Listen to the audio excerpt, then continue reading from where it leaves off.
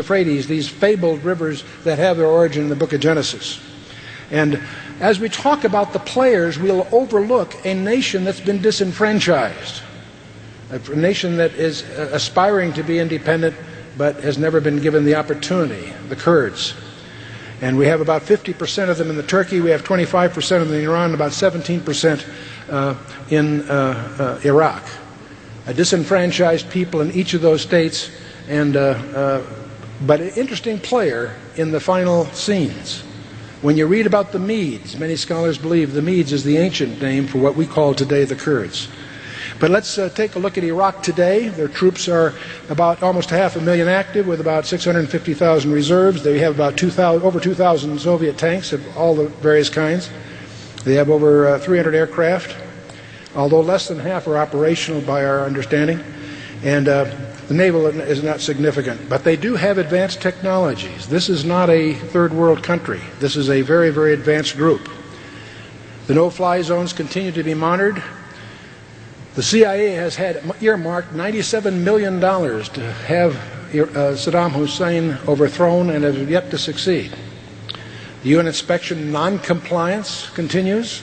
Terrorist support, open terrorist support continues. US and British airstrikes continue. They have strategic weapons available, over 1,000-mile ballistic missiles. Atomic, biological, and chemical weapons seem to be well evidenced, even though, since with the exile of the inspectors, accurate information is difficult to obtain. So Iraq is a subject of a lot of speculation. We'll come back to the big picture in a minute. Let's move westward and take a look at Syria. This also is the scene of the Tigris. The Euphrates is really the primary river in Iraq. The Tigris has its path through Syria. And it is the seat of the earliest civilizations, Assyria, Babylon, and then, of course, Persia, Greece. And the Greek Empire, of course, as we indicated, broke up into 4 parts that Rome, of course, ultimately absorbed. But we're going to focus on Seleucid and Ptolemy here in a minute. And 1938, they become an independent nation. What everybody has overlooked as they scream about Israel and its so-called occupied territories, that Syria blatantly, simply annexed Lebanon without a peep from the press or the UN or the rest. And their military strength, again, is substantial. 1/3 active and another 400,000 reserves. They have almost 5,000 Soviet tanks. Their artillery is substantial. Their aircraft numbers about 2,500. And they have on order $2 billion of new fighter planes from Russia. And their strategic weapons, they have a substantial ballistic missile arsenal with weapons provided from North Korea, which not only sells the missiles but also is a major supplier of biological weapons to the Middle East.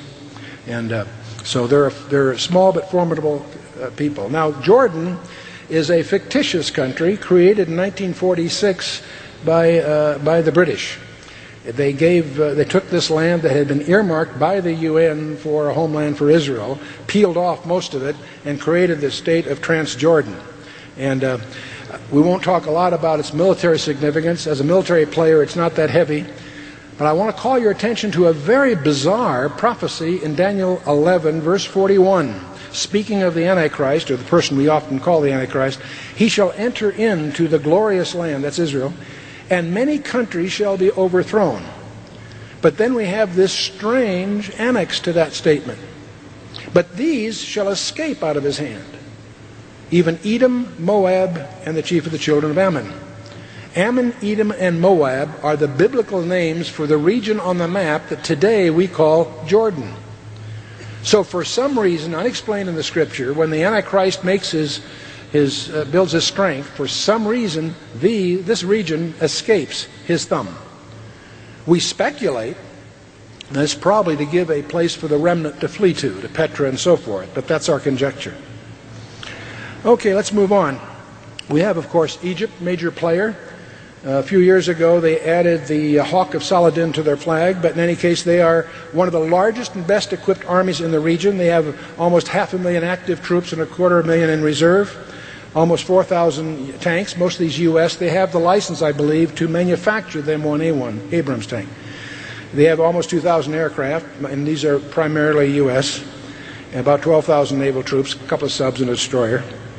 But they are developing. We just recently, satellite reconnaissance has indicated, both U.S. and Israeli satellite reconnaissance a few days ago has confirmed they have substantial biological warfare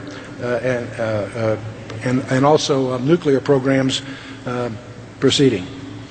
And so let's take a look at the big gorilla on the block that is really overlooked by our policies. We tend to regard Saudi Arabia as a partner. And everybody asks, what is that writing on the flag? And that is that there's no God but Allah, and Muhammad is his messenger. So they are very, very committed, obviously, Islamic. They put the sword on their flag not too many years ago. Troops are not that substantial, but still substantial. 1,000 tanks, not very many aircraft. Naval forces, not that substantial. But here's the big surprise. Recently, they discovered through satellite reconnaissance that they have one of the most advanced missile programs in the region, recently purchased from the Chinese. And I'll show you a little bit more about that. And they also have access to nuclear weapons from Pakistan. In the middle of Saudi Arabia, there's a place called El Salil, which is a missile base. We now know that there's something like between 20 and 30,000 Chinese technicians installing 120 CSS-2 missiles. They have 12 launchers. Each one of these CSS-2s can carry 3 nuclear warheads each. Now you say, well, wait a minute, didn't Saudi Arabia sign the Nuclear Non-Proliferation Treaty back in 1995? Yes, they did. But they also shipped $1 billion to Pakistan to fund their nuclear program, which has been successful. Both Pakistan and India have nuclear weapons. And they are getting supplied by Pakistan with the nuclear weapons for these missiles. These missiles have a range of 3,500 kilometers. In other words, they can reach to Greece or India and points in between from this base. And this is essentially operational today. As you know,